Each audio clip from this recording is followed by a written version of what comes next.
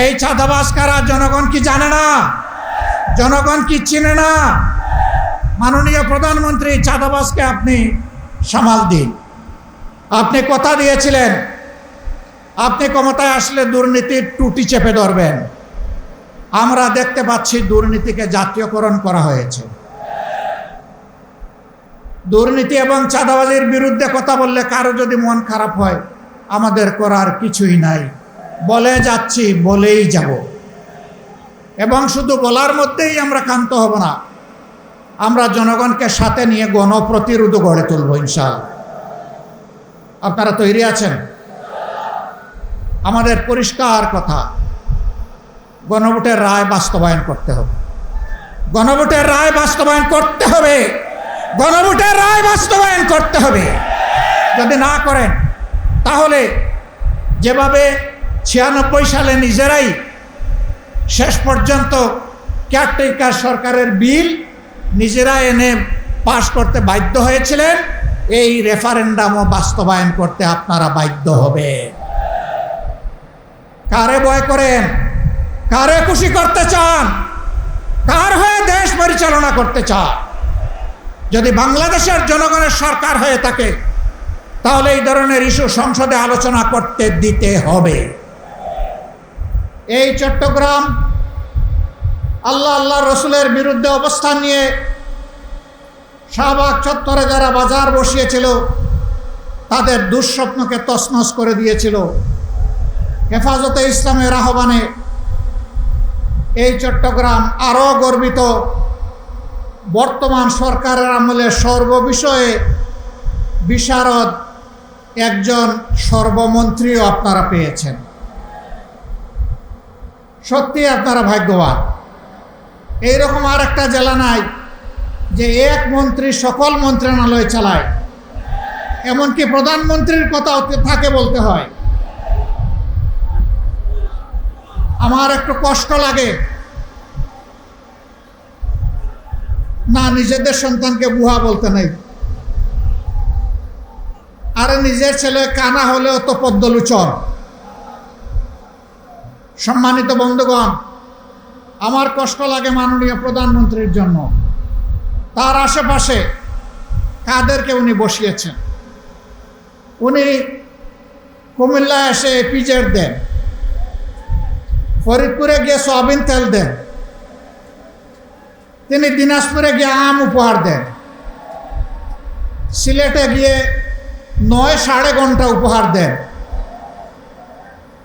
সংসদে গিয়ে প্রাথমিক বিশ্ববিদ্যালয় উপহার দেন, আর কক্সবাজারে এসে বলেন যে বিরোধী দল এই বাজেটে মাদক এবং ধূমপান জাতীয় দ্রব্যের ট্যাক্স বাড়ানো হয়েছে বলে বিরোধী দল তার বিরুদ্ধে প্রতিবাদ করে মিছিল করেছে। মিথ্যা, ভুয়া।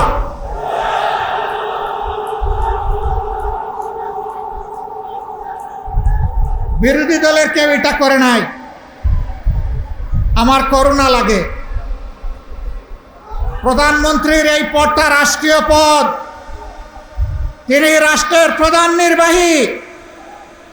তার দিকে তাকিয়ে বিশ্বের জনগণ বাংলাদেশকে হিসাব করবে। তার মুখ দিয়ে যদি অনবরত এই সমস্ত ভুলভাল কথা বের হতে থাকে, বাংলাদেশ লজ্জিত হবে, ক্ষতিগ্রস্ত হবে। এদেরকে চিহ্নিত করুন। যারা আপনাদেরকে ভুল বুঝাচ্ছে, আপনার সম্মান মানে বাংলাদেশের সম্মান যারা ধ্বংস করছে, এদের ব্যাপারে ব্যবস্থা নিন। নইলে ক্ষতিগ্রস্ত শুধু আপনি হবেন না, গোটা জাতিকে আপনি ক্ষতিগ্রস্ত করবেন। এবারকার বাজেট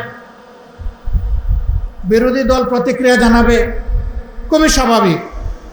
এটা গণতন্ত্রের এসেন্স, এটা গণতন্ত্রের সৌন্দর্য। এতে রাগ করার কি আছে? অল্পতে ধৈর্য হারালে 18 কোটি মানুষের দায়িত্ব পালন করবেন কিভাবে? হ্যাঁ, জনগণ সমর্থন দিবে, প্রশংসা করবে। জনগণ যখন দেখবে জন আকাঙ্ক্ষা বাস্তবায়নে আপনি এবং আপনার সরকার আন্তরিক। কিন্তু জনগণ যখন দেখবে 70 ভাগ মানুষের রায়কে আপনারা অপমান অগ্রাহ্য করছেন, জনগণ বসে বসে আঙ্গুল চুষবে না। রায় দিয়েছে জনগণ, মানতে হবে সরকারকে। যে সরকার জনরায় মানে না, সেই সরকার জনগণের সরকার হতে পারে না। সংসদে তারা বলেন তাদের হিসাব অনুযায়ী বিভিন্ন মেকানিজমে সরকারে গিয়ে এখন বলছেন 51 ভাগ মানুষ তাদেরকে ভোট দিয়ে সরকার গঠনের সুযোগ দিয়েছে।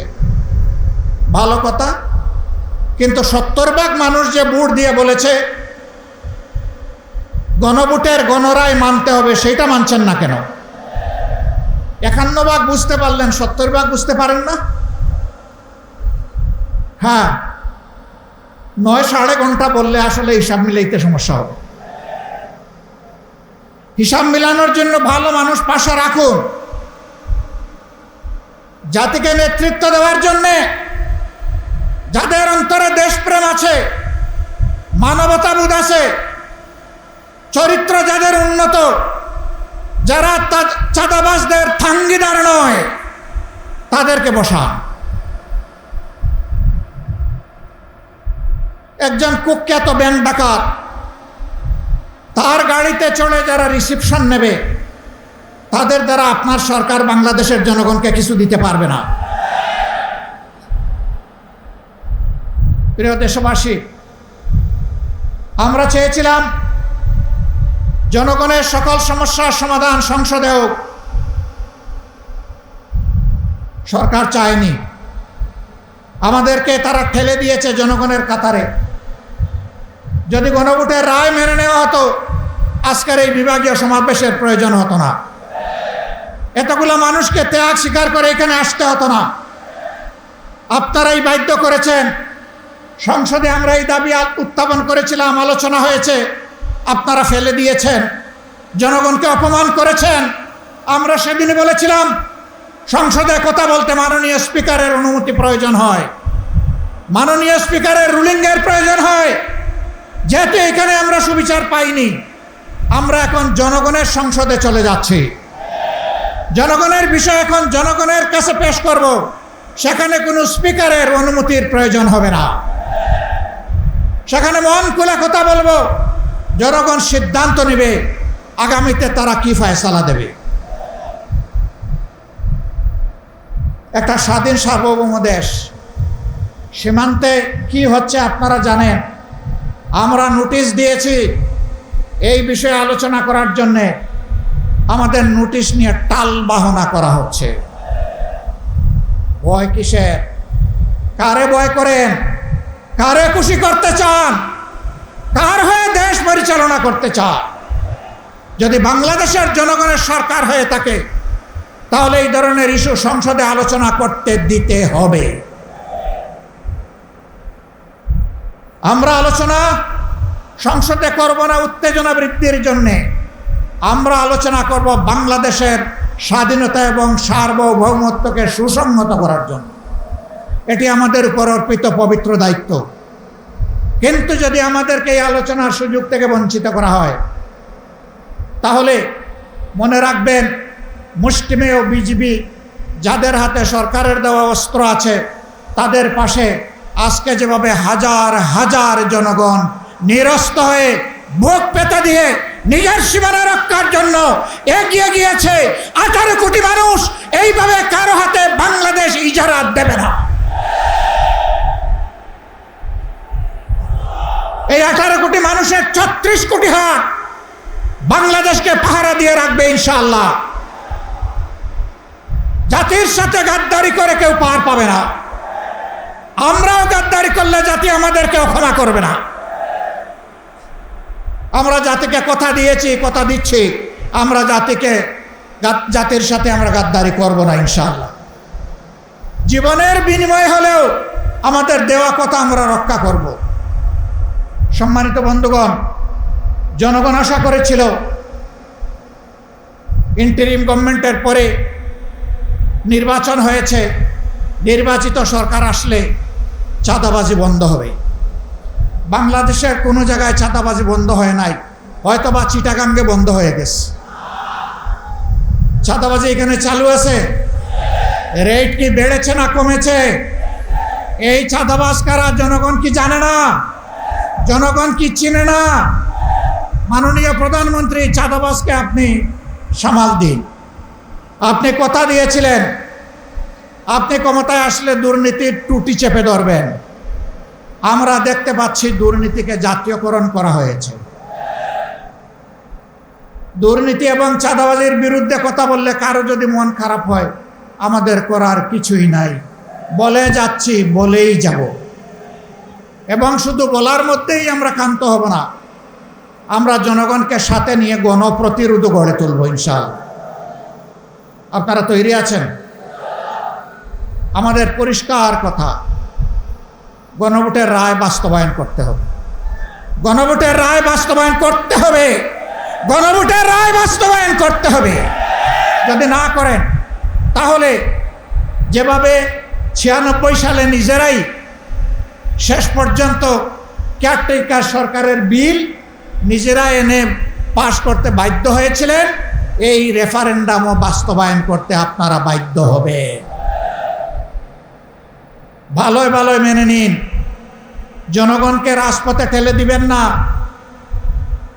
আমরা শান্তিপূর্ণ গণতান্ত্রিক ধারায় থাকতে চাই, আমাদেরকে থাকতে দিন।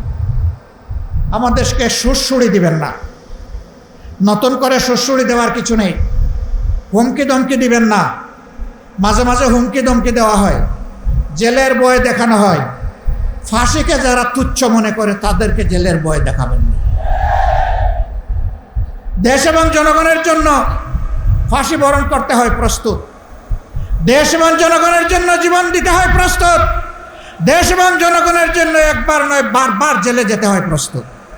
কিন্তু এই জেলের তালা স্থায়ী নয়, চাবিওয়ালাও স্থায়ী নয়।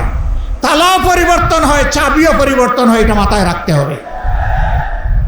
একদল ফ্যাসিবাদ কায়েম করতে গিয়ে বনে জঙ্গলে আশ্রয় নিয়েছে, খাল বিল নদী নালা দিয়ে পালিয়ে গিয়েছে। আপনারা কোন দিকে যাবেন? আমরা চাই না আপনাদের এই পরিণতি হোক।